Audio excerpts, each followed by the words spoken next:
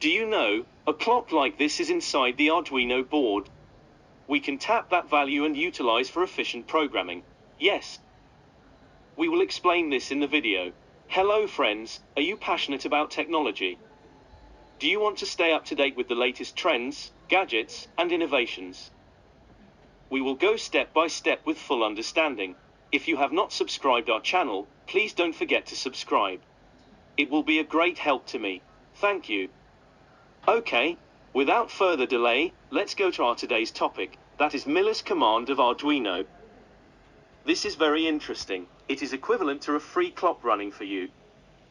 You just get an integer value from the command and utilize it wherever required. This will enhance your programming skill. Let's see the program code line by line. This is the code I have already written. I have taken mytime as unsigned long data type.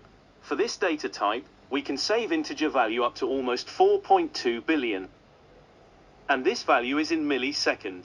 If we try to find out how many days it can run continuously, then it comes to 49.7 days. After this time, the clock overflows and resets to 0. In void setup code, we only define serial dot begin to communicate with the laptop and display data in serial monitor. Inside loop code, we only assign Millis Command value to mytime and print that in the serial monitor. We have used no other commands for clarity. This runs so fast that we cannot read.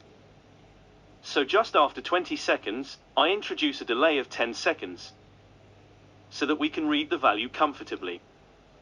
When I introduce a delay of 10 seconds, then every 10 seconds it gives the output, you can see, with almost 1 millisecond variations. So we can use this free running clock to take decisions to perform different tasks. In the next video we will see what can we do with Millis Command and what advantages we can take while programming. See you next time. If you like it, please like, share and subscribe. Thank you.